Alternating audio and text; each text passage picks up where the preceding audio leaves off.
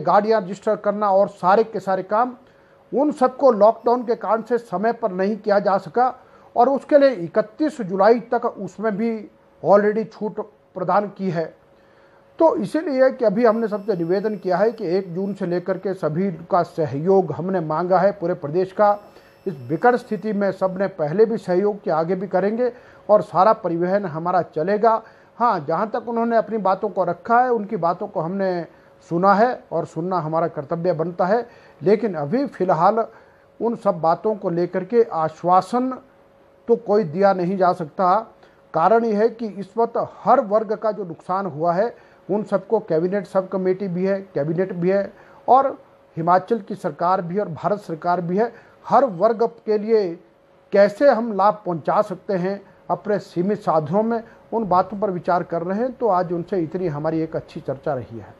Sir, जिस तरह से एचआरटीसी के जो ड्राइवर कंडक्टर्स हैं उनको एक कोरोना योद्धा के तौर पर माना गया है, उन्हें एक्सग्रेशिया भी जो है वो दिया गया है, तो क्या अगर ये भी काम पर आ जाते हैं तो क्या उनको भी इसी तरह का जो है वो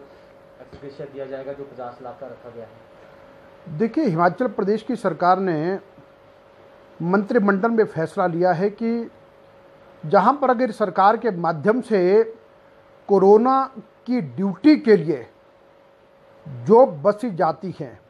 वो चाहे हिमाचल पथ परिवहन निगम की है चाहे निजी ऑपरेटर्स की है, और जो चालक परिचालक उस ड्यूटी पर जाएंगे और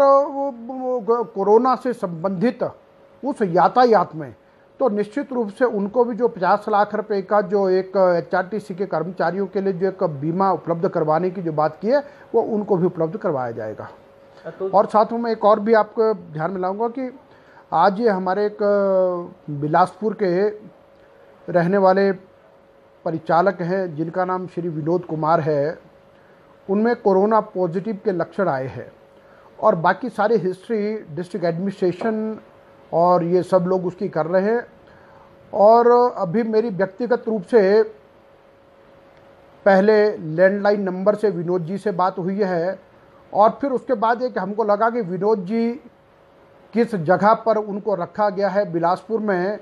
तो हमारी वीडियो कॉल के माध्यम से भी विनोद जी से अभी चर्चा हुई है।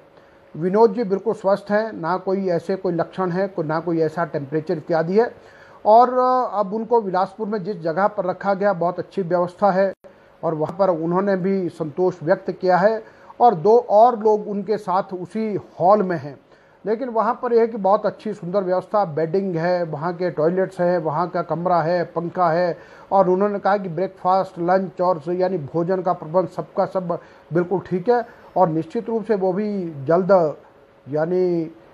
कोरोना से नेगेटिव होकर के अपने घर को लौटेंगे, ऐसी मेरी शुभकामनाएं। और उनसे हमारी चर्चा हुई है, उन्होंने कहा सारी व्यवस्थाएं बढ़िया हैं, लेकिन साथ में हमने अभी ये कहा है कि वहाँ पर और कुछ यदि करने की आवश्यकता है तो उसको डिस्ट्रिक्ट एडमिनिस्ट्रेशन भी भली प्रकार कर रहा और एचआरटीसी ने अपने अधिकारियों कर्मचारी को ड्यूटी लगाई है कि हम अपने जो बाकियों को लाने ले जाने के कारण से संक्रमित हुए उनका विशेष तौर पर ध्यान रखें। तो उनसे भी चर्चा हुई और ये कि वो बिल्कुल ठीक हैं। सर, तो ये माने हम कि किराया जो है वो नहीं बढ़ेगा जब 1 जून से पूरा पैसेंजर ट्रांसपोर्ट जो है वो पटरी पर लौटेगा, और उसको लेकर सर गाइडलाइंस भी क्या रहेंगी? अगर सरकारी जो एचआरटीसी है वो भी अगर चलेगी तो क्या जो ड्राइवर कंडक्टर्स होंगे उनको क्या दिशा निर्देश रहेंगे? क्या वो घरों में जा पाएंगे या फिर वो बसों में ही रहेंगे? देखिए, अभी तक हिमाचल प्रदेश की जो स्थिति है वो बड़ी भिन्न प्रकार की है। कुछ दिनों से हमारे पास कोरोना पॉजिटिव के मामले बढ़े हैं, लेकिन उसमें एक भिन्नता है कि जो हमारे अपने बाहर से आए और उनमें से अधिकतर या लगभग सभी हमें मान के चलते हैं और ये है वास्तविकता है कि वो सभी कहीं ना कहीं क्वारंटाइन में थे, इंस्टीट्यूशनल क्वारंटाइन में थे, वहीं से उनके सैंपल लिए गए हैं तो वो पाए गए हैं। और यहाँ प्रदेश के भीतर तो हम कोरोना फ्री हो गए थे, तो इसलिए ऐसा कोई मामला नहीं। लेकिन अभी धीरे धीरे हमको चीज़ों को कहीं ना कहीं चलाने की आवश्यकता भी पड़ेगी। आखिर कब तक आप कितनी चीज़ों को रोक सकते हैं, और इसलिए जो आवश्यक चीज़ें उनको प्रारंभ भी हमको करना पड़ेगा। और उसके साथ ये है कि जहाँ तक आपने कहा कि चालक परिचालक सब लोगों के लिए विशेष प्रकार से हमने व्यवस्थाएं की हैं। हमने कहा है कि चाहे प्राइवेट क्षेत्र चाहे एचआरटीसी है, सभी चालक परिचालकों को और इन सब लोगों को ठीक प्रकार से यानी मास्क उपलब्ध करवाने की का दायित्व तो हमारा है, और उसके साथ सैनिटाइज़र का व्यवस्था हम करके देंगे, सोडियम क्लोराइड की करेंगे। हर बस अड्डे पर हम